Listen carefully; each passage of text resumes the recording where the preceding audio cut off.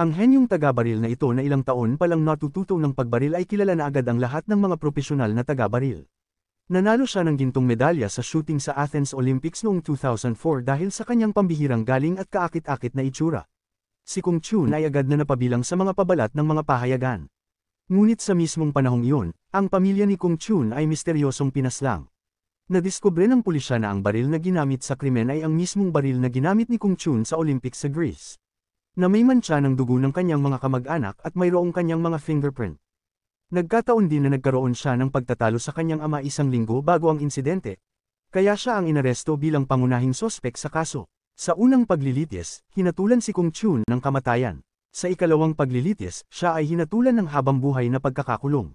Ngunit sa huli, dahil sa kakulangan ng ebidensya, siya ay pinalaya. Gayunpaman, hindi pa rin natapos ang sakit sa kanyang puso. Madalas siyang husgahan at tinitingnan ng masama ng mga tao. Sa harap ng madilim na buhay, naramdaman ni Kung Chun na mas mabuti pang mamatay. Habang siya ay nasa gilid ng tulay, naalala niya ang eksena ng pagpatay sa kanyang pamilya. Marahil, hindi dapat ganoon kadali matapos ang kanyang buhay. Nagpasya siyang hanapin ang tunay na salarin.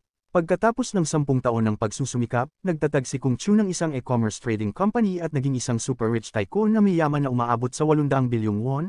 Gayunpaman, isang gabing maangin, biglang lumitaw ang isang lalaking nakaitim at walang awang pinatay si Kung Chun. Isang buhay na puno ng drama, at ito'y naging inspirasyon ng isang screenwriter. Tama, ang kwento ng buhay ni Kung Chun ay nagmula sa isang sikat na comic sa totoong mundo na pinamagatang W. Ang seryeng W ay may napakataas na benta at naging patok sa mga social media platforms. Lahat ng mambabasa ay umaasang mahahanap ni Kung Chun ang pumatay sa kanyang pamilya. Ngunit ang may akda ay nanatiling matigas ang ulo, isinulat niyang mamamatay ang pangunahing karakter. Ang mas kakaiba pa, matapos niyang tapusin ang kwento, bigla siyang nawala sa gabi. Ang kanyang mga estudyante ay nagtatrabaho pa rin sa labas ng kanyang silid ngunit wala silang narinig na kahit anong ingay. Ang anak ng may akda na si Yanju ay isang thoracic surgeon. Ang kanyang propesor ay tagahanga rin ng seryeng W. Upang mapalapit sa propesor, pumayag si Yanju na ipakita ang huling kabanata ng kwento. Tumakbo siya sa silid trabaho ng kanyang ama at nadiskubreng nawawala ito. Pagpasok niya, nakita niya si Kung Chun na nakahandusay sa isang lawa ng dugo. Lubos siyang naguluhan. Biglang isang dagwang kamay ang lumabas mula sa screen at hinayla siya papunta sa ibang dimensyon. Naguluhan si Yanju at hindi maintindihan ang mga nangyayari. Ang paligid ay eksaktong kapareho ng nasa seryeng W. Bago pa siya makarecover sa pagkabigla, nakita niya ang isang sugatang lalaki sa kanyang paanan. Humingi ng tulong si Yanju. Pumunta siya sa kusina para kumuha ng tuwalya upang panasan ang dugo ng lalaki. Ngunit sa loob ng 2 minuto, ang lalaki ay nagpakita ng sintomas ng hirap sa paghinga. Na inakala niyang sanhi ng pananakit ng dibdib. Kahit na hindi pa siya kailanman nagsagawa ng operasyon sa dibdib. Nang makita niyang mamamatay na ang lalaki sa suffocation, kumuha siya ng ballpen mula sa isang service staff at sinaksak ito sa dibdib ng lalaki. Na siyang nagligtas sa kanya mula sa bingit ng kamatayan. Agad na dumating ang rescue team. Tinanong ng hospital director ang pangalan ni Yanju upang pasalamatan siya, ngunit nang marinig niyang ang lalaking nasugatan ay ang kanyang boss. Natarante ito at dali-daling nagpasuri. Narinig ni Yanju na ang pangalan ng lalaki ay Kung Chun. Ngunit, hindi ba't si Kung Chun ay karakter lang sa comics ng kanyang ama? Bago pa siya makapagsalita, lumitaw ang isang linya ng puting teksto sa ere.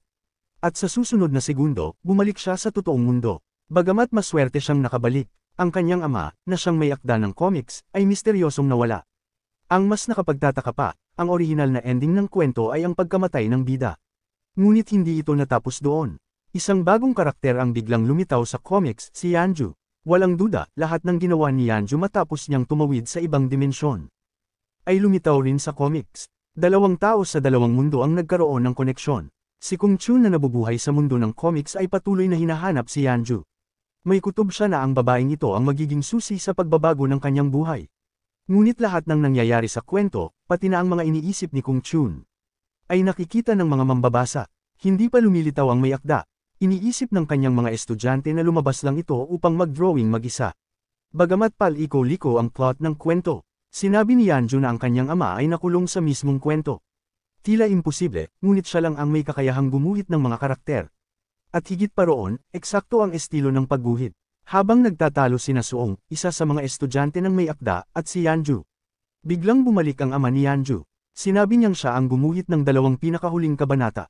Ngunit hindi niya sinabi kung saan siya nanggaling. Sa ilang pagkakataon, natuklasan niyang nabubuhay na ang mga karakter sa kanyang kwento. At ang takbo ng istorya ay lumilihis na sa kanyang orihinal na plano. Naaayon na ito sa kagustuhan ni Kung Chun. Noong una, dapat ay mamamatay si Kung Chun sa huling kabanata. Ngunit hindi inaasahan, iniligtas siya ng anak ng may akda. Ipinagpatuloy ng may akda ang plano niyang patayin si Kung Chun. Ipinalit ng isang nurse ang antibiotic at tinurukan si Kung Chun ng potassium sa ugat. Ibinunyag ng estudyante ng may akda kay Yanju ang ginawa.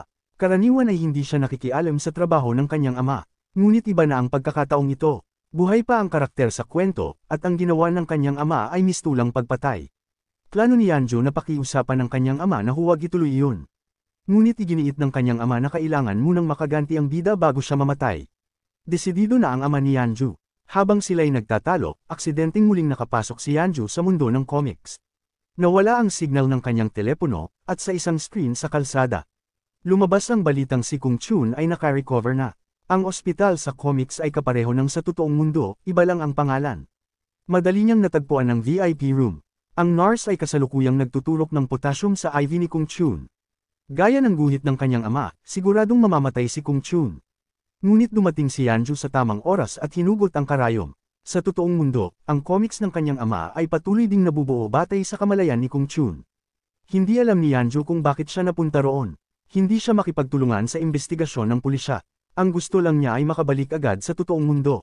Nakiusap siya kay Kung Chun na payagan siyang umalis ng ospital. Bagamat hinala si Yanju, palihim na gumagala at tila gumagawa ng kwento. Binigyan pa rin siya ni Kung Chun ng telepono. Sinabi niyang mag-uusap silang muli kapag siya'y nakalabas ng ospital. Si Yanju ay bumalik na sa hintuan ng bus. Iniisip niyang kailangan lang niyang hintayin na lumitaw ang mga salitang, "To be continued," para siya ay makabalik sa totoong mundo. Hindi pa rin kalmado si Yanju ngunit 2 buwan na ang lumipas at oras na para lumabas si Kung Chun mula sa ospital. Ang dahilan kung bakit mabilis ang paglipas ng oras ay dahil ang oras sa comic world ay sumusunod sa daloy ng kwento. Kapag hindi mahalaga ang mga tagpo para sa pangunahing karakter, mabilis itong umuusad. Habang naguguluhan pa si Yanju, dumating si Kung Chun sakay ng pulang sports car at huminto sa harap niya. Gusto niya siyang isama sa isang restaurant para kumain ng tanghalian. Binuksan niya ang pinto ng kotse at sumunod naman si Yanju. Dinala siya nito sa isang mamahaling shopping mall. Saan man sila magpunta, si Kung Chun ang palaging sentro ng atensyon, at tinitingnan si Yanju ng lahat na may pagkainggit. Habang nagpapalit si Yanju ng damit, napagtanto niya na dahil isang serye ang comic, kailangan itong magkaroon ng plot twist upang makapagpatuloy sa susunod na episode, at sa gayon ay makabalik siya sa totoong mundo. Kaya't direkta niyang sinampal si Kung Chun. Ngunit hindi nagalit si Kung Chun at sa halip ay sinabi pa niyang bagay sa kanya ang suot. Maya-maya, nang mapansing walang nangyayaring pagbabago, naglakas loob si Yanju at hinalikan si Kung Chun. Sa wakas, lumitaw ang mga salitang, "To be continued." Dali-daling tumakbo si Yanju sa fitting room. Suot pa rin niya ang damit na iyon nang siya ay makabalik sa totoong mundo. Akala niya ay 2 buwan na siyang nawala, pero laking gulat niya nang malamang 30 minuto pa lamang ang lumipas sa realidad. Tinulungan siya ng kanyang mabait na kasamahan na tanggalin ang price tag ng bagong damit, na nagkakahalaga ng 35,500 at isang presyong ikagugulat ng kahit sino. Mabilis na na-update ang bagong kabanata. Ang mga bagong plot twist ay nagpanatili ng kasabikan ng mga tagahanga. Ang biglaang pagbabago ng estilo ng kwento at ang eksena kung saan hinalikan ni Yanju ang lalaking bida ay mainit na tinanggap ng mga mambabasa, lalo na yaong mga mahilig sa mga romantikong twist. Araw-araw silang sabik na naghihintay ng bagong kabanata. Ngunit bigla, natanggap ng editor ang manuscript ng bagong kabanata, kahit ang opisina ay kasalukuyang gumagawa pa lamang nito. Habang naguguluhan pa ang mga estudyante kung paano ito nangyari, biglang nagalit ang may akda. Ipinag-utos niyang bawiin ang bagong kabanata at pansamantalang isinara ang opisina.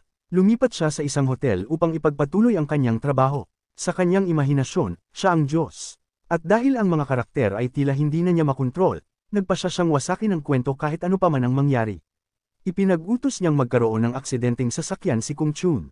Ngunit sa mismong sandaling muntik nang mamatay si Kung Chun, tumigil ang mundo sa comic. Nang makaligtas ito sa aksidente, bumalik ang lahat sa normal. Napagtanto ni Kung Chun na may isang nilalang sa dilim na kumokontrol sa kanyang kapalaran. Maging ang screen ng may akda ay lumipat sa real time. Ang pinakatanong ni Kung Chun ngayon ay kung bakit patuloy siyang hinaharap sa panganib. Ang totoo, ang estado ng kaisipan ng may akda at ang mga karanasan ni Kung Chun sa kwento ay mahigpit na magkaugnay. Ang eksenang tumalon si Kung Chun mula sa tulay ay nangyari sa panahon ng diborsyo ng may akda, isang panahon ng matinding kawalang pag-asa. Nawalan siya ng inspirasyon para ipagpatuloy ang kwento, kaya't binalak niyang tapusin ito sa pagkamatay ni Kung Chun. Ngunit sa hindi inaasahang pangyayari, paggising niya kinabukasan, nakita niyang buhay pa rin si Kung Chun sa comics. Nakakapit ito sa railing gamit ang isang kamay magdamag. Akala ng may akda ay lasing lang siya at nagkamali ng alaala. Ngunit ang tagpong iyon ng pagsusumikap ni Kung Chun na mabuhay ang siyang nagbigay sa kanya ng inspirasyon. Hindi lamang niya iniligtas si Kung Chun kundi binigyan pa niya ito ng bagong buhay, pinabili ng isang TV station at pinag-invest ng napakalaking halaga upang gumawa ng crime program na pinamagatang W. Nagsimula silang imbestigahan ng totoong salarin na walang takot. Sa totoong buhay, sumikat at yumaman rin ang may akda na si Sang Han dahil sa napakalaking tagumpay ng W Webtoon. Umangat ang buhay nila ni Kung Chun. Ngunit pagkatapos noon, nagsimulang magkaroon ng mga kakaibang pangyayari. Minsan, hindi na sumusunod ang comic sa kagustuhan ni Sang Han, parang ipinapahayag ni Kung Chun ang kanyang pagtutol sa istorya. Bukod pa rito, halos araw-araw ay may mga bagong guhit na lumilitaw na ni minsan ay hindi pa niya nagagawa. Pakiramdam niya'y buhay ang mga karakter sa kanyang comic. Natatakot siyang baka balang araw, patayin siya ng mga ito. Sa halip na hintayin ang kamatayan, nagdesisyon siyang kumilos. Mula noong isinulat ni Sang Han ang eksenang tumalon si Kung Chun sa tulay, lahat ay naging magulo. Maging ang kanyang anak ay napulpapasok sa mundo ng comic. Upang makalabas, hinalikan ni Yanju si Kung Chun. Napakalaki ng fanbase ng W Comic, na kahit saan ka tumingin ay may fans. Lahat sila ay sabik sa kiss scene. Nahihiya si Yanju at hindi makatingin ng diretsyo sa publiko. Ang lumalabong hangganan sa pagitan ng comic at realidad ay labis siyang pinagod, kaya't hinimiti siya sa bus stop. Muling hinayla si Yanju pabalik sa mundo ng comic. Nakahiga siya ng walang malay sa fitting room. Nang marinig ni Kung Chun ang balita, agad siyang bumalik at dinala siya sa hotel. Dahil wala talagang tahanan si Kung Chun, palagi siyang nakatira sa isang marangyang penthouse. Noong gabing himitian si Yanju, muling lumitaw ang lalaking nakaitim at tinutukan ng baril si Kung Chun. Upang hindi masaktan si Yanju, itinulak ni Kung Chun palabas ang lalaki upang makipaglaban. Ngunit pagpasok ng lalaki sa elevator, bigla na lamang itong nawala. Sa kabilang banda, muling nabigo si Sang Han sa kanyang plano. Galit na galit siya kaya't binasag niya ang kanyang electronic drawing board gamit ang isang fire extinguisher. Matapos ang 2 araw ng pagkawala ng malay, nagising si Yanju. Nakita niya ang see-through Ling Iri malapit sa lababo na labis niyang ikinabahala. Marahil ay hindi naman ganoon ka-weird ang hilig ni Kung Chun, di ba? Ngunit hindi na niya ito masyadong pinag-isipan. Upang muling makita ang mga salitang, to be continued, nagdesisyon siyang gumawa ng mapanganib na hakbang. Bigla siyang naghubad sa harap ni Kung Chun. Nagtanong si Kung Chun kung ano ang ginagawa niya, 11:00 pa lamang ng umaga. Anong gusto mong gawin sa akin? Bilang karakter mula sa isang best-selling comic, sanay na si Kung Chun sa lahat ng uri ng eksena. Kinuha niya ang kanyang baril, nilagyan ng bala, at itinutok ito kay Yanju. Tinanong niya siya ng sunod-sunod na tanong, tulad ng kung bakit niya ito hinalikan noon. Ipinaliwanag ni Yanju na kailangan niyang halikan si Kung Chun upang makalabas, na tunog pambatang kasinungalingan. Pero para kay Kung Chun, ang paniniwala ay kailangang mapatunayan. Lumapit siya at hinalikan si Yanju, ngunit sa pagkakataong ito, walang nangyari. Nagbabago ang istorya ayon sa damdamin ng pangunahing karakter. Muli, napunta sa mahirap na sitwasyon si Yanju. Itinaas ni Kung Chun ang baril at binaril ang klorera sa likod niya. Narinig ng kanyang sekretarya at bodyguard ang putok. Pinayuhan nila si Kung Chun na isuko si Yanju sa pulisya, subalit matibay ang kanyang paninindigan. Pinilit niyang sabihin ni Yanju ang totoo habang nagbibilang siya ng hanggang 10. Pinaputok niya ang baril at dumaan ng bala sa katawan ni Yanju. Dahil sa sobrang takot, nawalan ng malay si Yanju. Mukhang hindi niya alam ang kanyang pambihirang kakayahan, pero matagal nang pinaghihinalaan ni Kung Chun si Yanju ay mula sa ibang dimensyon o parallel universe. Kaya pala mayroon siyang immortal na katawan. Bago masagot ni Yanju ang lahat ng tanong ni Kung Chun, kailangan muna niyang manatili sa mundong iyon. Hinahanap siya ng pulisya at media, kaya napilitan siyang manirahan sa penthouse na parang nakakulong sa bahay. Bago umalis si Kung Chun para sa isang business trip, hindi napigilan ni Yanju na lapitan siya at sabihing mag-ingat. Nagtaka si Kung Chun, tinanong siya, pero hindi niya sinabi kung bakit siya nag-aalala.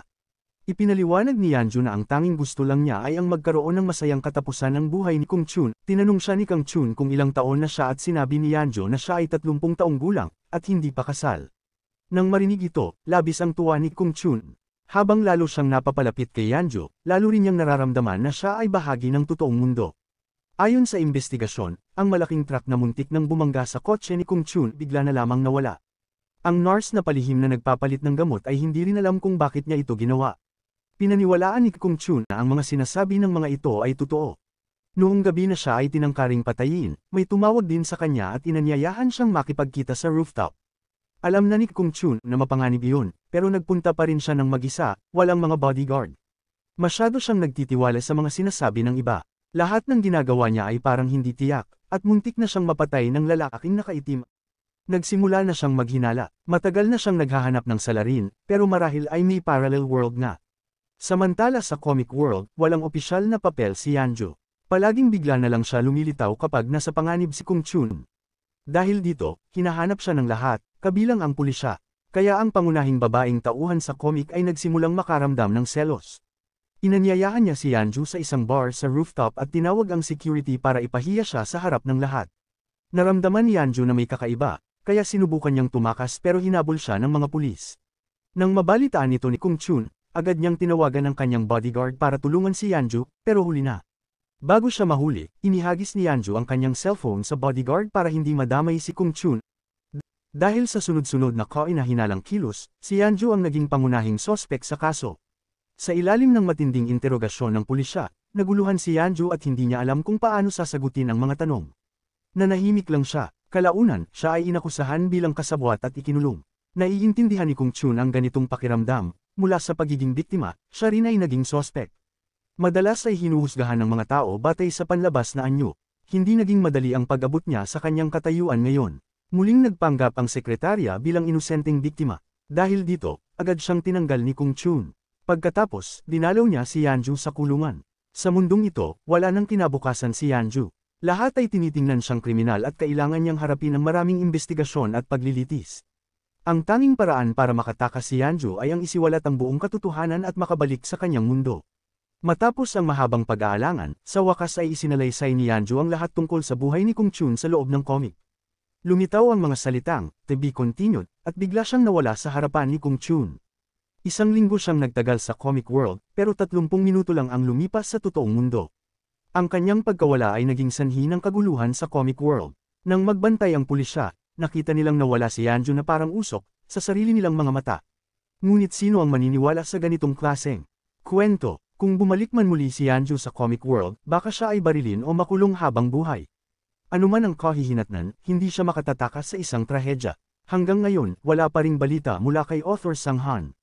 Isa sa kanyang mga estudyante ang nagdesisyong baguhin ang mga guhit, burahin ang mga salitang, "to be continued," at wakasan na ang buong kwento. Ngunit laking gulat nila nang tuluyang nabura ang lahat ng laman ng drawing board. Ayon kay Yanjo, marahil ay hindi na nasisiyahan si Kung Chun sa lahat ng nangyayari. Walang matibay na palatandaan sa kabaliwang ito, pero may mga pahiwatig. Nang mapagtanto ni Kung Chun na ang mundo na kanyang ginagalawan ay kathang-isip lang, tumigil ang oras sa comic world para sa lahat maliban sa kanya. Bigla na lang tumigil ang lahat, na parabang siya na lang ang natira sa kwento. Isa itong parusa para sa isang nagising. May lumitaw na screen sa kanyang harapan. Sinubukan niya itong abutin. Bigla niyang naalala na noong gabing malapit na siyang mamatay, inabot niya ang screen at hinayla si Yanjo papalapit sa kanya. Upang mahanap ang pumatay sa kanyang mga magulang, pumasok si Kung Chun sa totoong mundo. Ang kanyang larawan ay naging mga poster at ipinastil sa mga display window. Dito, si Kung Chun ay isang bituing iniidolo ng libo-libo sa second dimension. Nang pumunta siya sa bookstore, nakita niya ang lahat ng nangyari sa kanya mula sa isang makajos na perspektibo, ang mga nagmahal sa kanya ng lubusan at ang mga nainggit sa kanya at itinuring siyang tinek sa lalamunan. Nang marinig mula sa mga staff na ang W Comic ay naging bestseller sa loob ng maraming taon, napangiti si Kung Chun ng may pait. Pumunta siya sa ospital kung saan nagtatrabaho si Yanjo. Nang may nagsabi na may taong naghahanap kay Yanjo, hindi niya ito pinansin agad. Pero sino ang mag-aakalang sa pagkakataong ito, hindi siya ang pumasok sa comic world kundi ang tauhan mula sa comic ang pumunta sa totoong mundo para hanapin siya. Huminto ang mundo ni Kung Chun at siya lamang ang nakatakas. Naalala niya ang katahimikan ni Yanjo noon, na ngayon ay naging dahilan ng paghanga niya sa kabaitan at malasakit nito. Pumunta siya kay Yanjo para lamang magpaalam sa huling pagkakataon. Alam ni Yanjo kung gaano kahirap mapunta sa isang lugar na walang pera, bahay, o pagkakakilanlan. May emergency surgery siyang kailangang gawin, kaya sinabi niya kay Kung Chun maghintay. Ngunit hindi siya pinakinggan ni Kung Chun, at sa halip ay pumunta sa bahay ng author. Sa mismong silid opisina kung saan nilikha ng author ang buong mundo ni Kung Chun, ang sports car niya, ang kanyang bahay, pati ang estilo ng kanyang buhok at hitsura, lahat ng ito ay dumaan sa maraming burador at pagbabago. Ang mundong dati niyang pinaniniwala ang totoo ay ngayon ay nasa mga guhit lamang. Lubos na nalungkot at nawala ng pag-asa si Kung Chun. Ang mas nakakagulat pa, ang taong paulit-ulit na sumasagip sa kanya ay ang anak na babae ng author. Ipinaliwanag nito kung bakit palagi nalalaman ni Yanjo ang mga paparating na panganib at palagi siyang naruroon sa tamang oras upang iligtas siya. Nang makauwi si author Sang Han, hapong-hapo, matapos makatanggap ng tawag mula sa kanyang anak, nakita niya ang pangunahing tauhan ng kanyang comic. Habang nakatayo sa kanyang harapan ng personal, si Sang Han ay labis na nabigla kaya't hindi siya makapagsalita. Nang makabawi si Sang Han sa pagkagulat, agad niyang kinuha ang box cutter at sumugod kay Kung Chun. Ngunit dahil iginuhit siya bilang isang napakalakas na tao, madaling natalo ni Kung Chun ang matandang lalaki sa loob lamang ng 2 galaw at itinulak ito sa isang upuan. Damyugo ang ulo ni Sang Han. Kahit sa sariling mundo ni Sang Han, hindi pa rin siya naging amo tulad ni Kung Chun. Si Sang Han ay isang ordinaryong tao lamang. Noong araw na tinangka siyang patayin ng lalaking nakaitim, ang unang taong hinailan niya palabas ng screen ay si Sang Han. Ngunit sa halip na iligtas siya, walang awang sinaksak siya ni Sang Han. Inilagay ni Sang Han si Kung Chun sa isang kritikal na kalagayan. May relasyong pagmamahal at galit si Sang Han sa kanyang karakter. Minahal niya si Kung Chun dahil nilikha niya ito gamit ang lahat ng kanyang mga pangarap, talento, itsura, kakayahan, at tagumpay. Lumikha siya ng isang perpektong karakter, ngunit nagkaroon ng sariling isip at kilos si Kung Chun. Hinayla pa niya si Sang Han papasok sa mundo ng comics. Kinailangan ni Sang Han na tiisin ang hirap at paakit. Pati mga kaibigan niyang doktor ay inakalang nababaliw na siya, ngunit nagpatuloy siyang gumuhit dahil gustong-gusto ng mga tao ang mga dramatikong twists. Gumuhit siya ng isang buhay na puno ng pag-ikot-ikot para kay Kung Chun. Hinintay niya na makapag-ipon siya ng sapat upang masiguro ang kinabukasan ng kanyang anak. Ngunit nasangkot si Kung Chun sa kanyang anak, isang bagay na hindi matanggap ng may akda. Paulit-ulit niyang nilikha ang mga aksidenteng magtatapos sa buhay ni Kung Chun. Sa ganitong pananaw, mahirap malaman kung ano ang tama o mali. Ngayon, wala nang ibang ninanais si Kung Chun kundi ang ibalik ng may akda ang kanyang mundo sa dati nitong kalagayan. At iguhit ang tunay na salarin sa likod ng pagkamatay ng kanyang pamilya upang makapamuhay siyang muli ng normal. Ngunit hindi yun kayang gawin ni Sang Han. Dahil ang salaring matagal nang hinahanap ni Kung Chun ay hindi talaga umiiral. Ito ay bahagi lamang ng kwento upang palakasin ang karakter. Gamit lamang ito upang isulong ang istorya, kahit si Sang Han ay hindi alam kung ano ang itsura ng salarin. Ang walang base ang katotohanan ito ay nagdulot ng matinding paghihirap kay Chun. Bahagi lamang ito ng kwento, ngunit ang sakit ng pagkawala ng mahal sa buhay at ang pagiging inuusig at hinusgahan ay tunay. Ang paghuli sa salarin ay naging layunin niya habang buhay. Matapos ang maraming hirap, sa wakas ay malapit na siya sa katotohanan.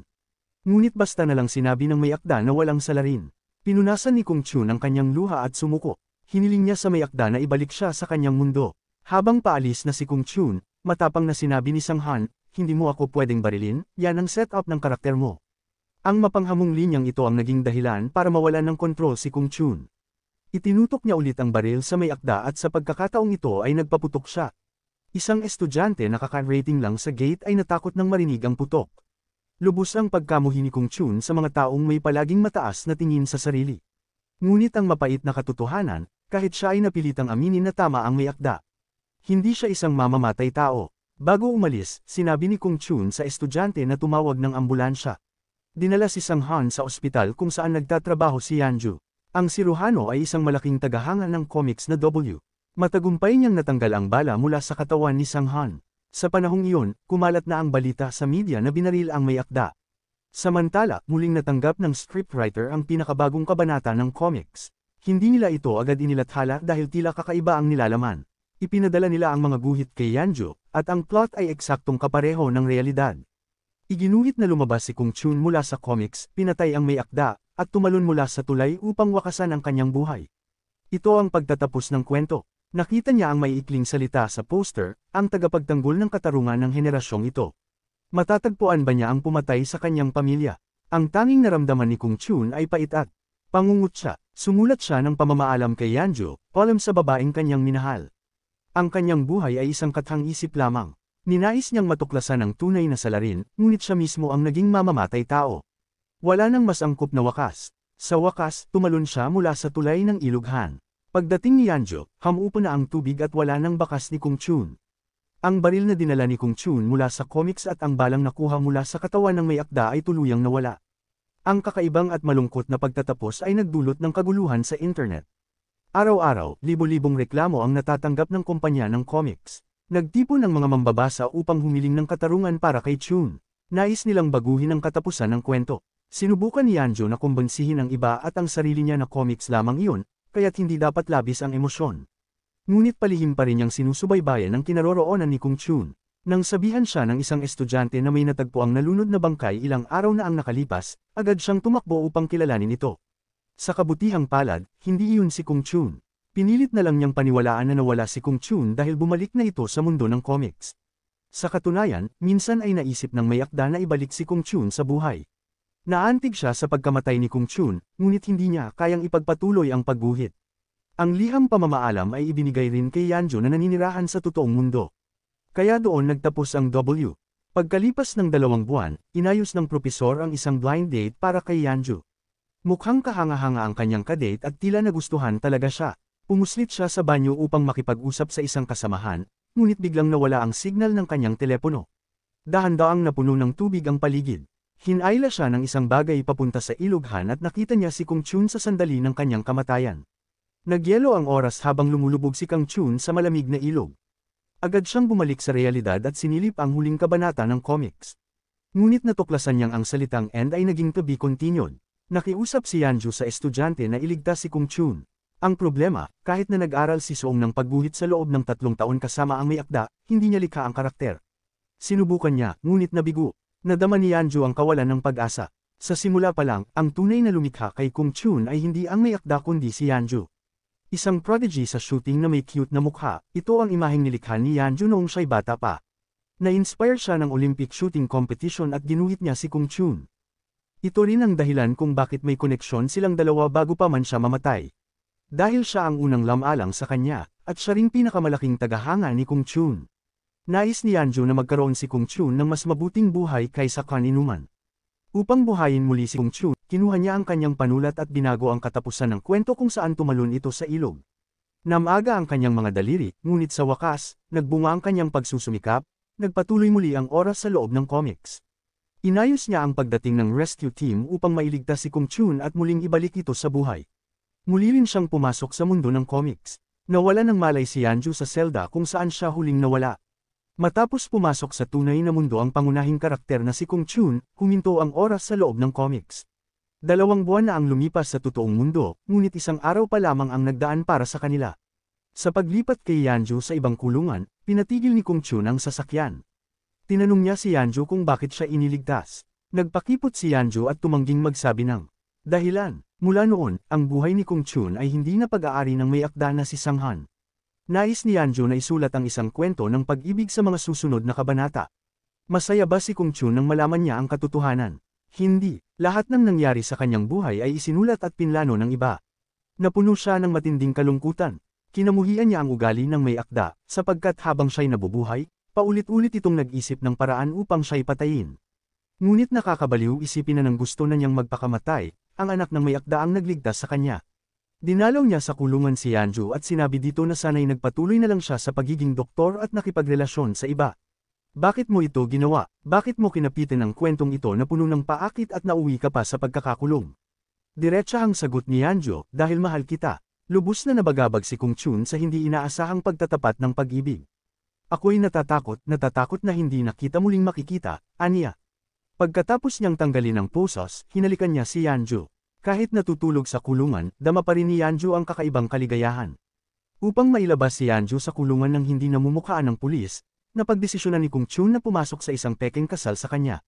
Nagparehistro sila sa isang international marriage at opisyal na naging mag-asawa. Ito ang dahilan kung bakit nasa rooftop si Yanjo noong tinangkang patayin si Kung Chun, at kung bakit nagsagawa ng investigasyon ng pulis sa kanyang pagtakas, lahat ay upang protektahan ang kanilang lihim na kasal. Ayaw nilang malaman ng publiko ang tungkol dito. Nakawala na si Yanjo sa kulungan. Binigyan pa siya ni Kung Chun ng singsing sa kasal. May dalawa ng kahit anong bagay sa kanilang tahanan. Ginagawa ni Kung Chun ang lahat upang matupad ang pangarap ni Yanjo, ang magkaroon ng isang romantikong kwento. Madalas siyang bumili ng mga libro bilang sanggunian, at tuwing magkasama silang nagbabasa, punong-puno ito ng lamang. Ngunit isang araw, biglang lumitaw ang isang bodyguard at nasira ang romantikong sandali. Habang nasa elevator si Kung Chun, nakatanggap siya ng tawag mula sa isang hindi kilalang numero. Lumabas ang 2 linya ng mensahe, nasaan ka? At paano kang nabuhay? Malinaw na ang tumawag ay ang totoong pumatay sa pamilya ni Kung Chun 10 taon na ang nakalipas, ang misteryosong lalaking nakaitim. Hindi totoong wala siya, siya ay umiiral.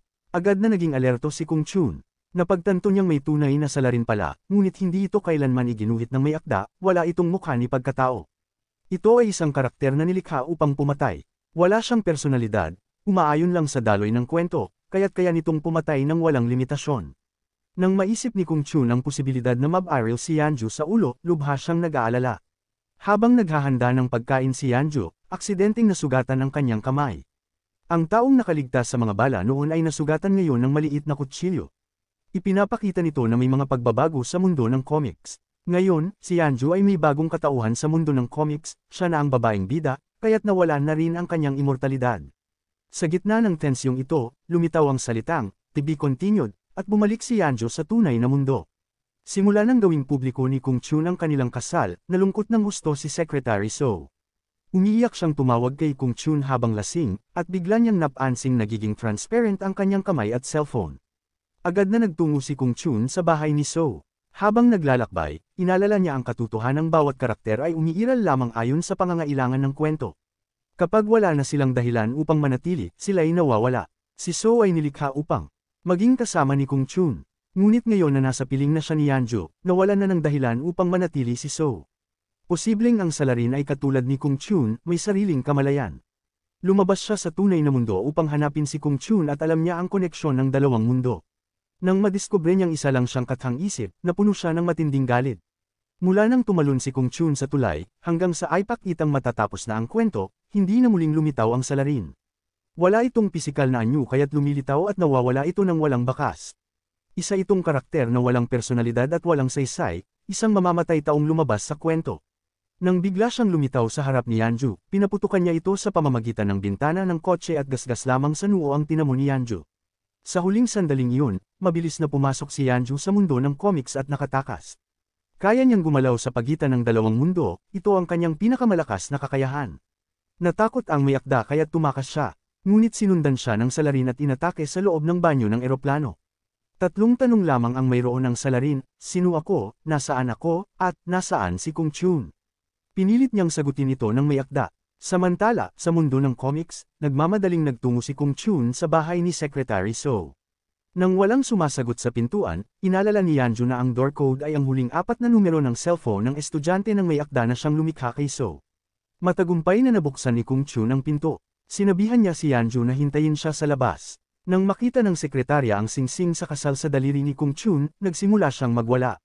Pinakalma siya ni Kung Chun at ipinaliwanag na isa lamang itong pekeng kasal, walang namamagitan sa kanila. Sabi ng sekretarya, napakahalaga mo sa akin. Tahimik lamang si Yanju sa labas, ngunit nang magsimulang maglaho ang mga kamay at paa ng sekretarya, dali-daling pumasok si Yanju. Nasaksihan niya ang isang nakaaantig na tagpo. Nang ipahayag ni Kung Chun kung gaano kahalaga sa kanya ang sekretarya, nagsimulang bumalik sa normal ang katawan nito. Tahimik lamang si Yanju habang pinapahiran niya ng gamot si So. Ang dahilan ng pag-iral ng sekretarya ay si Kung Chun, ang kanyang buong buhay ay umiikot sa kanya. Isang karakter siyang nakatakdang mamatay sa kwento. Maaaring nauunawaan ni Yanju ang mga kilos ni Kung Chun, ngunit sa kaibuturan niya, siya'y nasasaktan rin. Upang maprotektahan ang mundo ng comics. At may naisip na plano si Kung Chun. Hiniling niya kay Yanju na kapag nakabalik na ito sa totoong mundo, i-reset ang storyline upang bumalik ang lahat sa punto bago pa sila magkakilala. Sa ganitong paraan, hindi na makakalabas ang salarin mula sa comic world upang manakit ng iba. Binigyan niya si Yanju ng isang USB drive, iniutos na ibigay ito sa may akda, at sinabi sa kanya na kalimutan na siya. Isa lang siyang karakter sa comics. Aniya, kung sakaling mamiss siya ni Yanju, maaari itong pumunta sa bookstore at makita siya sa kwento. Pagkatapos noon, tumalon si Kung Chun mula sa gusali. Na-reset ang comic world at nawala ang lahat ng alaala ni Kung Chun tungkol kay Yanju. Bago ito, ibinigay niya kay Yanju ang USB na may lamang ilang attachment at liham para sa may akda. Handa na siyang tanggapin ang kapalarang itinakda sa kanya ng may akda.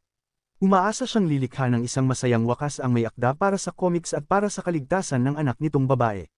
Maingat na pinlano ni Kung Chun ang lahat para sa comics. Nais niyang bigyan ng mukha at pagkakakilanlan ng salarin. Nagdesisyon ang may akda na lumikha ng isang karakter na paniniwalaan ni Kung Chun na siyang salarin. Bagamat wala nang pakialam si Kung Chun sa totoong mundo dahil sa kanyang mataas na IQ, madali niyang mahahalata ang anumang butas sa kwento, at hindi maiiwasan ang kaguluhan sa pagitan ng dalawang mundo. Ang estudyante ng may akda ay nagpasya na sanang tumigil sa paggawa ng comics at bumalik sa kanilang probinsya, dahil hindi na niya makayanan ang sunod-sunod na kakaibang pangyayari. Ngunit nang marinig niyang nais ng may akda na bigyan ng masayang wakas ang kwento, muli niyang pinulot ang kanyang mga gamit at nagdesisyong ituloy ito. Ayon sa plano ni Kung Chun, ang taong pumatay sa kanya sa rooftop ay isang delivery man. Dahil noong gabing iyon, nakita ni Kung Chun ang may akda sa rooftop, kaya siya ang pangunahing pinaghinalaan. Nagdesisyon ang may akda na gawing kamukha niya ang mukha ng salarin at tapusin ang kwento ng hindi naghihinala si Kung Chun na nawalan na ng alaala. Matapos itanim ang mga pahiwatig, ilalantad ni Kung Chun ang mukha ng salarin sa isang TV program at huhulihin ito sa tulong ng publiko. Ayon sa kwento, ang salarin ay kasamahan ng ama ni Kung Chun noong sila ay mga sport shooter. Dahil sa paranoid delusions, inisip nitong inaapi siya ng ama ni Kung Chun, kaya't may motibo siyang pumatay. Nakita ang mga ebidensya sa bahay ng salarin. Harap sa kanyang mga krimen, hindi niya ito maikaila. Upang maiwasan ang mga suliranin sa hinaharap, kailangang mawala ang salarin sa comic world, mas mainam kung papatayin ng isang kontrabida para sa mas kasiya siyang pagtatapos. Nahuli ang salarin. Dati, may kongresista na nais pumasok sa politika at sinubukang ipapatay si Kung Chun. Nakipag-ugnayan siya sa mundo ng krimen para ipapatay ang salarin at palabis ang nagpakamatay ito, sa kanilagyan ng papel ang kamay ng bangkay para ibintang kay Kung Chun. Nahuli rin ang gangster at inamin ang tungkol sa kongresista. Patay na ang salarin, nakakulong ang kongresista, at naparusahan ang kasamaan sa huli. Muling tinutukan ng may akda ang romantic story ni Kung Chun. Ipagpapatuloy niya ito kasama ang secretary na kababata niya, upang bigyan ng kasiyahan ng mga mambabasa sa isang masayang wakas na magtatapos sa kwento. Ngunit plano lamang pala iyon. Nalaman ng salarin ang plano at syempre, hindi siya tatahimik. Noon pa man, sinusunod niya ang utos ng may akda upang patayin ang pamilya ni Kung Chun, isa siyang kasangkapan upang palakasin si Kung Chun. Pero ngayon, nakipagtulungan ang may akda kay Kung Chun upang patayin siya, kaya't nakaramdam siya ng pagtataksil. Ngayon, gusto niyang siya naman ang masunod. Inangkin niya hindi lang ang mukha at tinig ng may akda kundi pati ang kanyang kamalayan at kilos. Ginamit ng salarin ng may akda upang magwala sa comic world. Nang magkaroon na siya ng mukha, agad siyang nagtungo sa TV station ni Kung Chun upang manggulo, na nauwi sa maraming nasugatan. Ipinakita pa niya ang kanyang mukha sa harap ng kamera.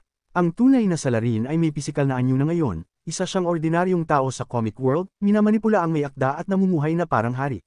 Pagkatapos ng insidente sa TV station, muli na namang nahatak si Yanju papasok sa comic world. Nagkakagulo ang lahat ng doktor at nurse, nagmamadaling tumulong, at lubos ang kaguluhan sa ospital. Ang direksyon ng kwento ay ikanalito ni Yanju. Hinawakan ni Kung Chun ang kamay niya at hinayla siya papunta sa isang pasyenteng nabaril sa binti.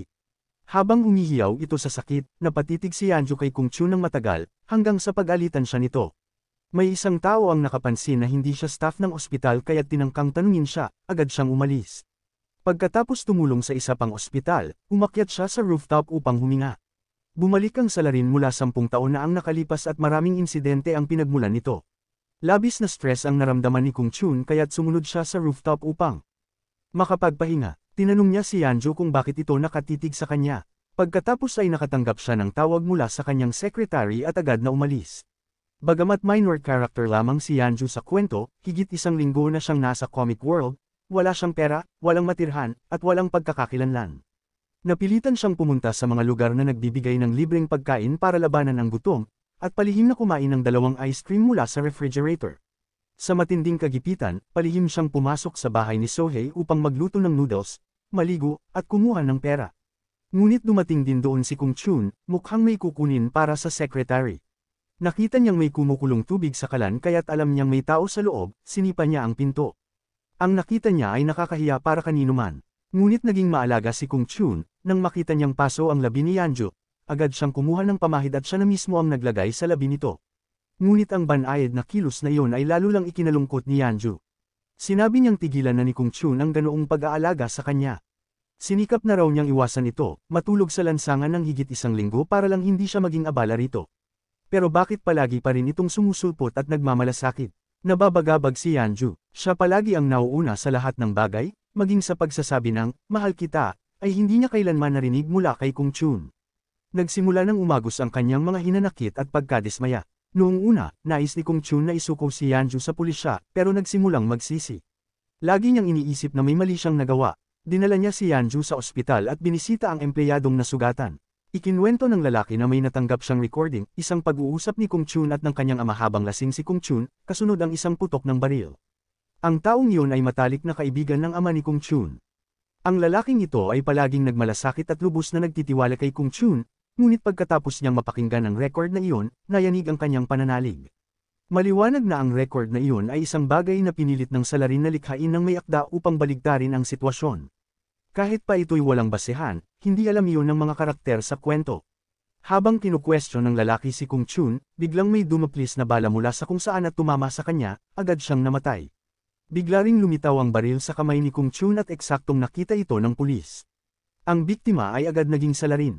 Hindi maipaliwanag ni Kung Chun ang nangyari kaya napilitan siyang tumakas. Habang tumatakas, siya'y nabaril. Hindi maintindihan ni Yanju ang nangyayari, kaya siya ang humawak ng manibela para kay Kung Chun. Nang tumigil sila sa isang botika upang bumili ng gamot, nakita niya sa balita ang tungkol sa pagpatay ng isang empleyado na isinisi kay Kung Chun. Doon niya lang naintindihan na nabigo ang orihinal na plano ng kanyang ama at ni Kung Chun. Lubusan nang nagbago ang mundo ng comics ayon sa kagustuhan ng salarin. Ngayon ay pinaghaharian na ito ng kasamaan. Ginamit ni Yanjo ang pera ni Kung Chun upang magrente ng isang tagong silid sa hotel, sinadyang pumili ng hindi kapansin-pansin. Pagkatapos pigilan ng pagdurugo ni Kung Chun, nagpasya siyang bumalik sa totoong mundo upang alamin ang punot dulo ng lahat. Tiyak na may nangyaring hindi nila inaasahan. Napakasama na ng kalagayan ni Kung Chun. Siya lamang ang tanging makakalaban sa salarin. Matapos ang isa pang halik, tila muling nahulog si Yanjo sa kanya. Tumakbo siya palabas ng silid at bumalik sa totoong mundo. Nang dumating siya sa kanilang bahay upang tingnan ang kanyang ama, nakita niyang bukas ang pinto. Nakatalikod ang kanyang ama at tahimik. Maingat na. Lumapit si Yanjo at nagimbal siya sa nakita, nabura ang lahat ng facial features ni Buwan. Para bang hinayla pababa ang kanyang buong mukha ng isang hindi nakikitang puwersa. Napasigaw si Yanjo at mabilis na tumakbo palabas. Tinawagan niya ang estudyante ni Sanan na naghahanap rin sa kanya. Hindi rin ito alam kung bakit naging ganoon ang mukha ng may akda, pero isang bagay ang tiyak, sinaniban ng salarin ang katawan ni Sangbun. Sa kabila ng takot, nagpasya si Yanjo na palihim na muling pumasok sa opisina ng kanyang ama.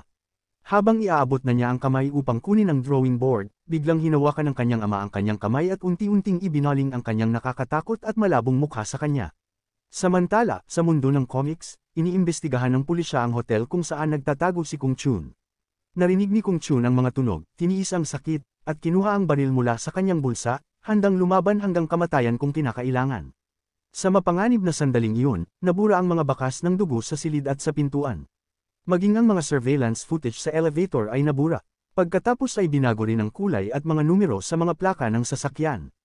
Palay ginawa ito ni Yanjo upang hindi matagpuan ng mga pulis si Kung Chun.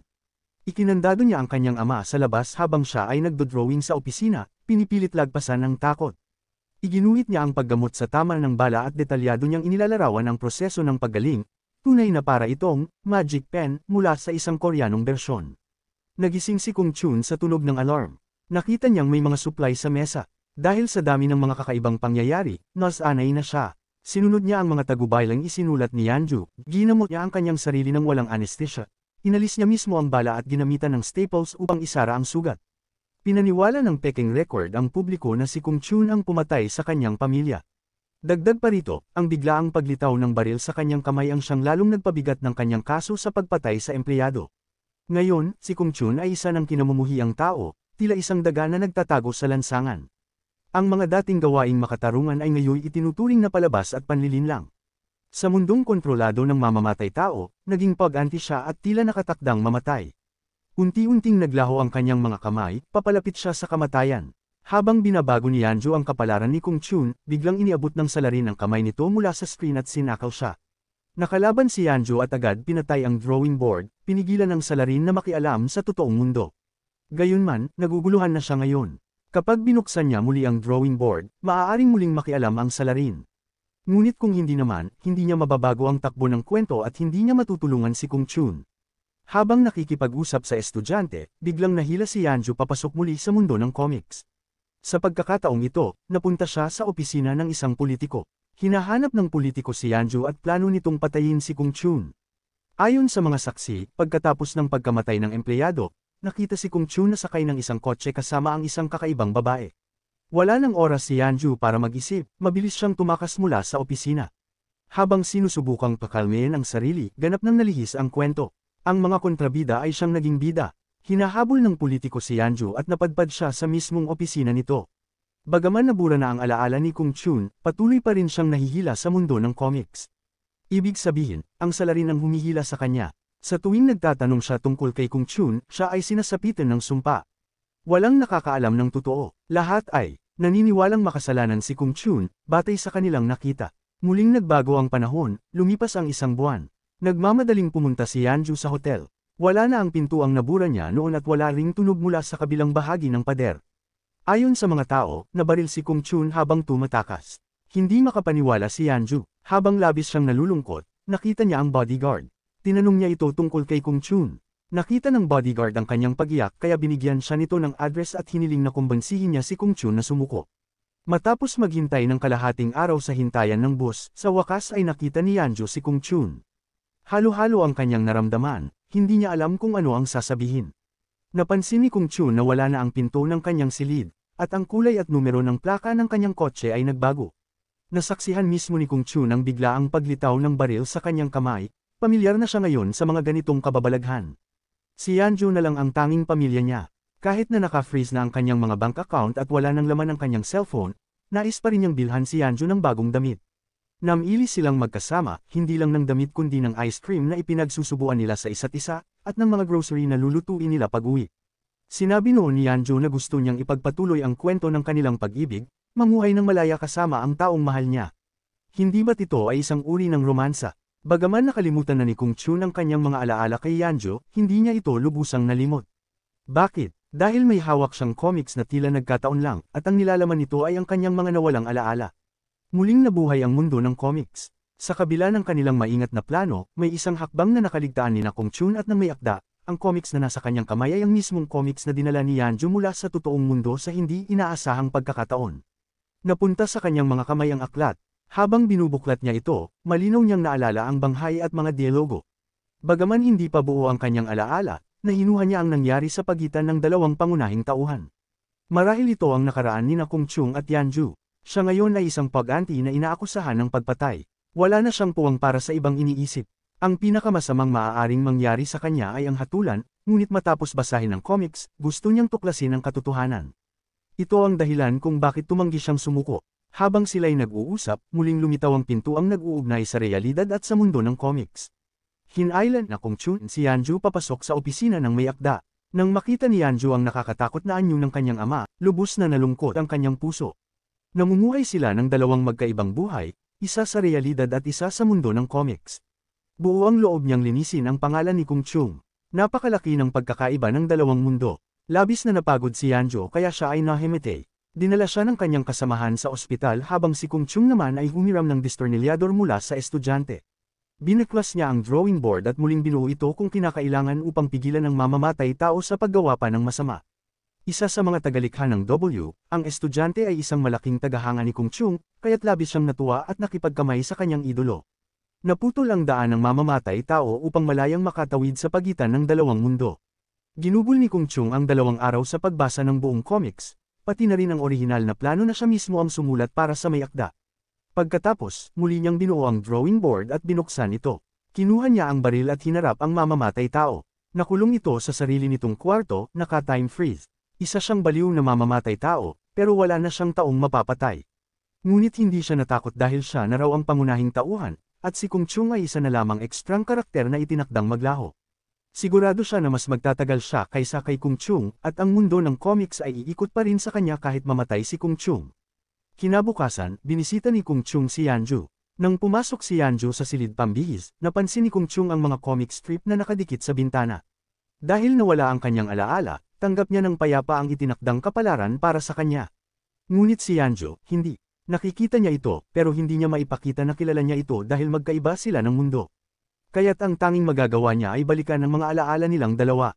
Ngayon, sa pagbabalik tanaw, napagtanto niyang napakasakit noon.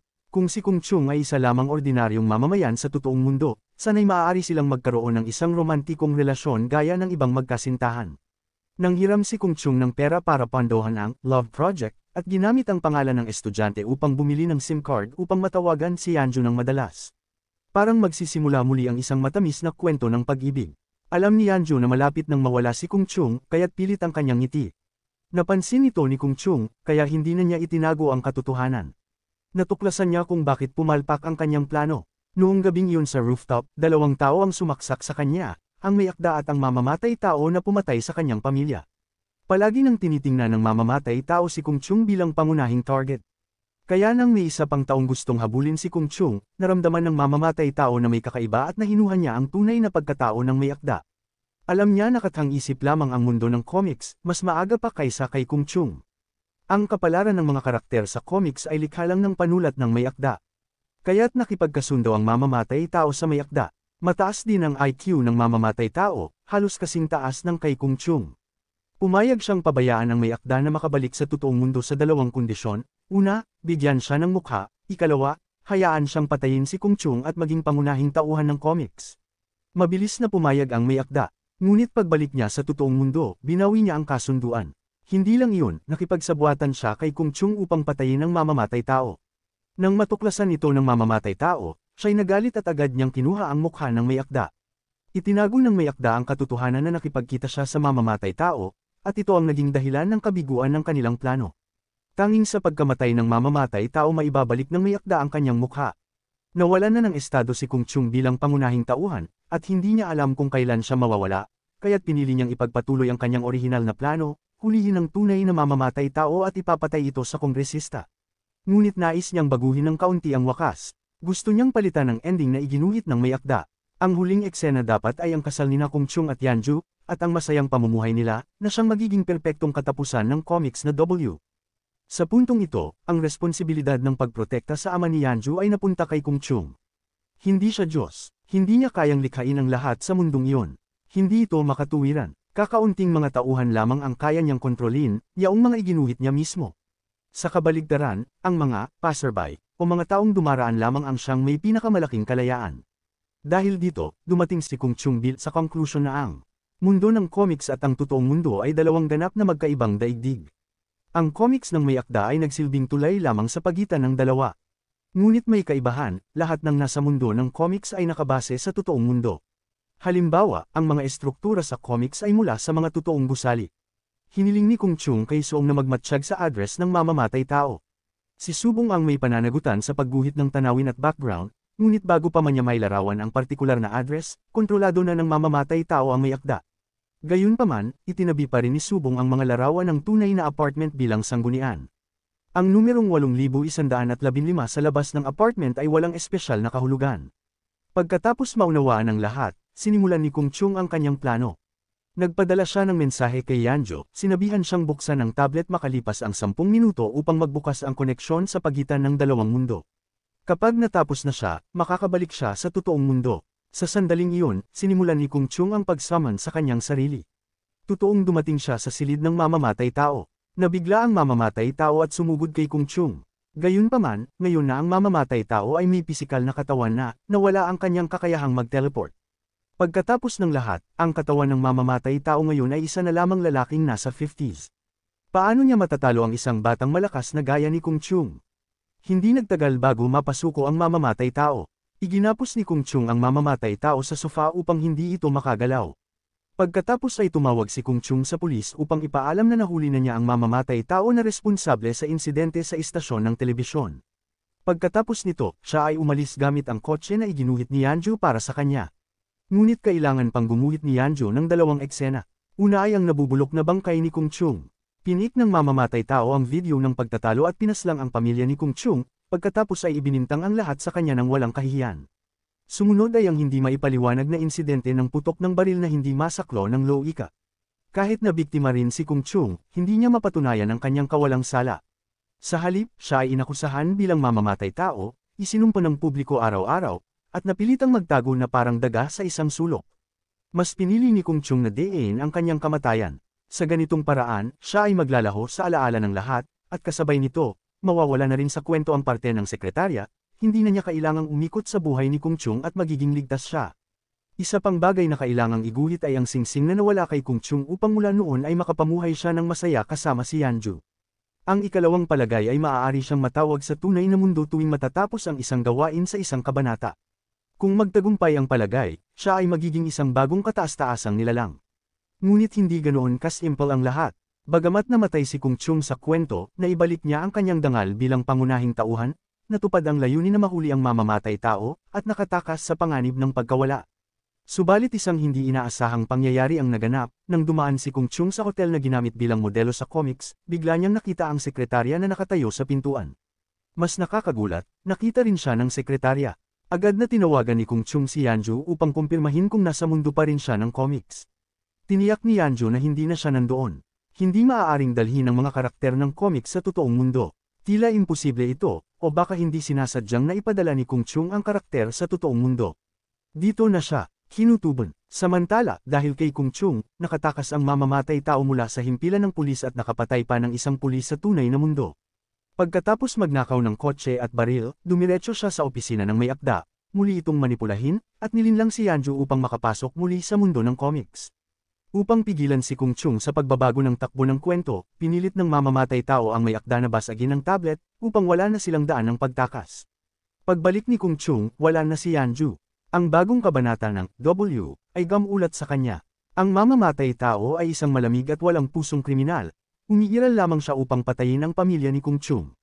Ngayong suot na ni Yanju ang singsing pangkasal, siya ay bahagi na ng pamilya ni Kung Chung, kaya kailangan na rin siyang patayin ng mamamatay tao. Pinaputok ng mamamatay tao ang baril at napatay si Yanju.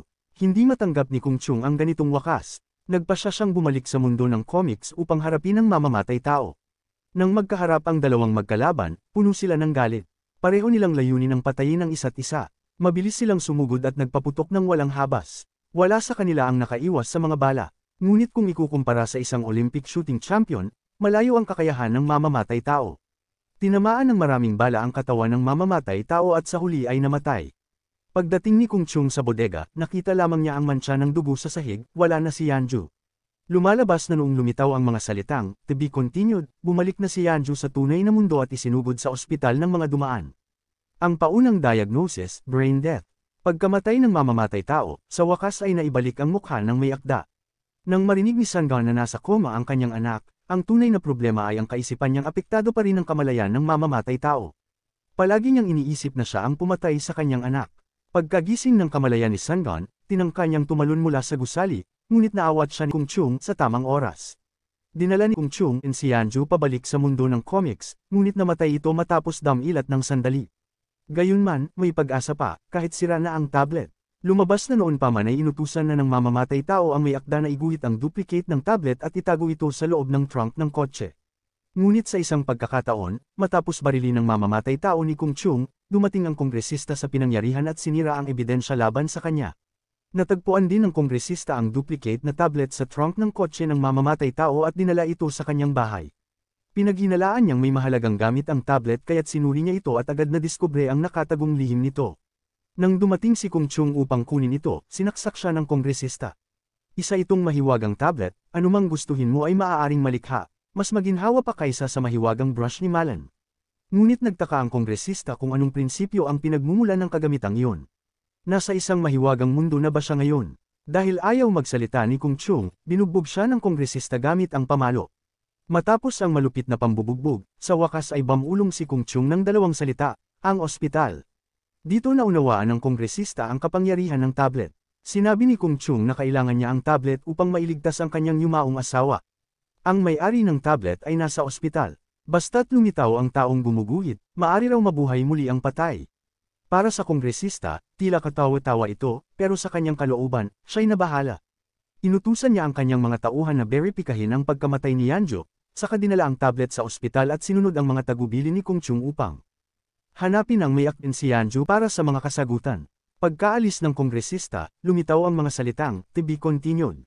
Biglang naglaho si Kung Chung na nakatali, bumalik siya sa totoong mundo. Kasabay nito, nakita rin ng estudyanteng si Soong, na matagal nang naghihintay, ang pinakabagong kabanata ng comics. Si Kung Chung sa kwento ay nagpapadala ng senyales sa kanya. Inutusan ni Kung Chung sina Soong at ang may akda na pumunta sa ospital upang kunin ang drawing board. Dahil totoong tao na si Kung Chung ngayon, kaya na niyang tawagin ang mga karakter mula sa comics. Ngayon, ipapatawag niya si Prosecutor Han Cho-ho sa totoong mundo. Samantala, nagsimulang magbago ang paligid ng kongresista. Bigla niyang nakita ang may akda na lumikha sa kanya. Bago pa niya maintindihan ang nangyayari, inagaw ni Soong ang drawing board. Mabilis namang lumapit ang may akda at hinampas ang kongresista gamit ang IV pole upang mawalan ito ng malay. Agad binuksan ng may akda ang drawing board upang lumikha ng bagong kwento para buhayin ang kanyang anak sa kwento. Sa paraang iyon, himalang nagising si Yanju. Muling lumitaw ang salitang, "To be continued," at ligtas na nakabalik si Yanju sa totoong mundo. Habang naghihintay si Yanju kay Kung Chung sa labas ng hotel, hindi naglaon ay nakita niya si Secretary Soy. Sa mga sandaling iyon, biglang lumitaw ang teksto, "Final Chapter." Tama, muli siyang natawag papunta sa mundo ng comics. Kasabay nito, naging transparent ang mga kamay ng may akda dahil nabuksan na ng kwento ang tunay nitong katapusan. Ang kamalayan ni Kung Chung sa comics ay tuluyang nagising at nakarating sa totoong mundo, na hindi inaasahang nagsira sa batas ng enerhiya, kaya't kailangang may magbayad mula sa totoong mundo. Ang tatlong pangunahing tauhan sa totoong mundo ay natawag papunta sa mundo ng comics. Ang may akda ang unang pumasok, kung saan lalong lumakas ang kamalayan ng mamamatay tao. Lubos na kontrolado ang may akda, na may dalawang personalidad na salit-salaitan ang paglitaw. Matapos ang isang taon sa mental hospital sa loob ng kwento, naging katulad na siya ng mamamatay tao, isa na rin siyang karakter sa comics. Mawawala na sana ang mamamatay tao, ngunit sa oras ng pagpapalit ng gamot, pinatay niya ang isang nurse upang hindi siya agad maglaho. Bago pumasok sa mundo ng comics, iginuhit ng may akda ang duplicate ng opisina at drawing board. Pagkatakas mula sa mental hospital, nagtago siya sa opisinang iyon at iginapos pa ang sarili upang hindi tuluyang mawalan ng kontrol, habang masakit na naghihintay sa kinaroroonan nina Kung Chung at Yanju. Ang ikalawang taong pumasok sa mundo ng comics ay si Kung Chung. Sa hindi inaasahang pagkakataon, nakasalubong niya ang kongresista na itinapon siya sa harap ng klinika. Dahil dito, isinailalim si Kung Chung sa emergency treatment. Ngunit dahil peke ang kanyang pagkamatay, siya ay napilitang makulong. Nang dumating si Yanju, huli na, hinatulan na siya ng kamatayan. Gayunpaman, habang nakaharap kay Yanju, tila kalmado si Kung Chung, na parang walang halaga sa kanya ang kamatayan. Malapit na kasi ang pagtatapos ng kwento, kaya wala nang bagong kabanata. Hanggat hindi natatapos ang lahat, wala ni isa ang makakabalik sa tunay na mundo. Sa sandaling iyon, biglang lumitaw ang susi sa posos ni Kung Chung, at may baril din na lumitaw sa kanyang kamay. Napagtanto ni Kung Chung na tinutulungan siya ng may akda upang makatakas sa bilangguan. Matagumpay siyang nakatakas at nakipagkita kay Yanju sa opisina ng may akda, ayon sa plano. Habang nagluluto si Yanju, ibinunyag ng may akda ang ilang bagay kay Kung Chung, na anuman ang mangyari, hindi sila maaaring magkasamang mabuhay sa isang masayang wakas. Sapagkat kalahati ng katawan ng may akda ay sinapian na ng kamalayan ng mamamatay tao.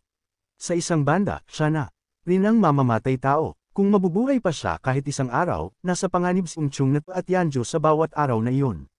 Kahit makabalik siya sa tunay na mundo, hindi na siya magiging tulad ng dati. Ginamit ng mamamatay tao ang katawan ni Sangon upang pumatay, upang sirain ang lahat. Mas malupit pa ngayon ang kaluluwa ng mamamatay tao kaysa dati. May isa pang kontrabida sa kwento na kailangang harapin, ang kongresista. Sa nalalapit na halalan, palagi siyang nagpapakitang gilas sa harap ng media. Nang malaman ng kongresista na nakatakas si Kung Chung, galit na galit siya. Kinidnap niya ang bodyguard ni Kung Chung at pinatay ito. Kinuha ng kongresista ang telepono ng bodyguard at nagpadala ng mensahe kay Kung Chung na kinidnap ang kanyang bantay. Labis na nabahala si Kung Chung kaya tumakbo siya palabas upang tawagan ang kongresista. Ngunit pagbalik niya sa kwarto, nakita niyang sinasakal ng may akda si Yanju ng may matinding galit. Walang duda, muling sinapian ng mamamatay tao ang kamalayan ni Sangon. Wala nang nagawa si Kung Chung kundi muling igapos si Sangon sa kama. Nang bumalik ang ulirat ni Sangon at nakita ang mga marka sa leeg ng kanyang anak ay lubos na nalungkot. Kahit walang salitang namutawi, alam ni Sangon ang kanyang nagawa. Dahil pinatay ni Sangbun ang nurse, papunta na ang mga pulis upang hulihin siya. Si Sangbun ngayon ay nakakulong sa bitag ng mamamatay tao. Kung hindi papatay si Sangon, siya ay tuluyang maglalaho. Sa pagitan ni Kung Chung at Sangon, isa lang ang maaaring mabuhay, o baka pareho silang mawala. Sa puntong ito, napalibutan na ng mga pulis ang buong bahay. Iginuhit ni Yanju ang bahay bilang isang saradong espasyo upang makakuha ng oras. Inakay siya ni Kung Chung at papunta sa likod na pintuan at inalis ang kanyang singsing pangkasal. Kung si Yanju ay hindi niya kaanak, kahit ano pa ang kalabasan, hindi siya magiging target ng mamamatay tao. Pagkatapos ibalik si Yanju, agad na pumunta si Kung Chung upang iligtas ang kanyang bodyguard. Kinuha niya ang isang USB at hinarap ang kongresista. Nasa USB ang mga video ng ilegal na gawain ng kongresista. Binalaan ni Kung Chung ang kongresista na huwag sasaktan ng mga mahal niya sa buhay kung gusto pa nitong manatiling may pangalan at kayamanan. Ngunit sa hindi inaasahan, naging mas malupit ang kongresista. Binaril niya si Kung Chung ng direkta. Mas mahalaga sa kanya ang pag-iral ng isa pang mundo kaysa sa paparating na halalan. Nagpumiglas si Kung Chung habang tumatakas. Bigla na lang nawala ng gasolina ang kanyang kotse. Mahina na siyang tumawag kay Yanju. Agad namang iginuhit ni Yanju ang isang kotse upang siya'y hanapin. Si Kung Chung ay sugatang-sugatan na at nagsimulang magsuka ng dugo, ngunit papunta pa lamang si Yanju. Nawawala na siya ng malay habang papalapit si Yanju. Ilang sasakyan ang dumaan sa tabi niya. Labis ang takot ni Yanju at paulit-ulit niyang tinatawag ang pangalan ni Kung Chung. Sa huli, bumagsak si Kung Chung, at sa kritikal na sandali, dumaan ang isang truck. Bago pa man siya marating ni Yanju, bumalik na siya sa totoong mundo. Nagtapos ang comics na W sa pagkamatay ni Kung Chung. Ngunit hindi pa muling lumilitaw si Sangon. Nawala ang singsing pangkasal ni Yanju pati na ang drawing board ni Sang Boon. Nagprint sila ni Subal ng maraming flyers para sa mga nawawala at ipinamahagi ito kahit saan upang hanapin si Sangon. Mukhang isang trahedya ang wakas, ngunit biglang nagbago ang takbo ng mga pangyayari. Kahit nagtapos na ang comics, hindi ito nangangahulugang tumigil na ang mundo ng comics.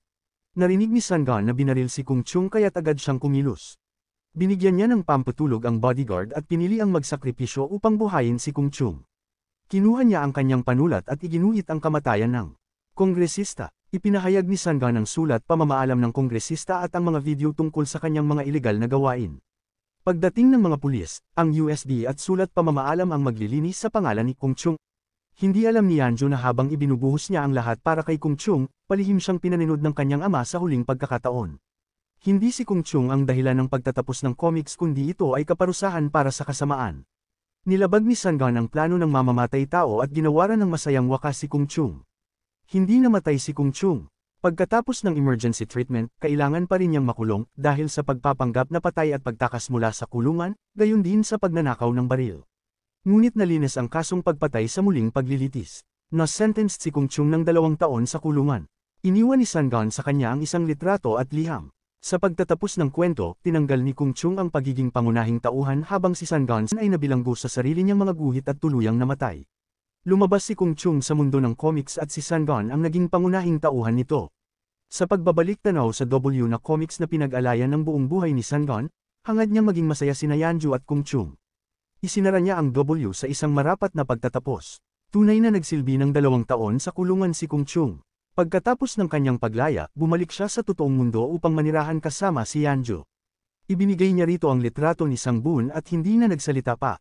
Naging isang normal na magkasintahan sina Kung Chung at Yanju, na sabay na hinarap ang mga darating na araw. Dito nagtatapos ang pelikula. Maraming salamat sa inyong pagsubaybay. Column at magkita-kita tayo sa mga susunod na video.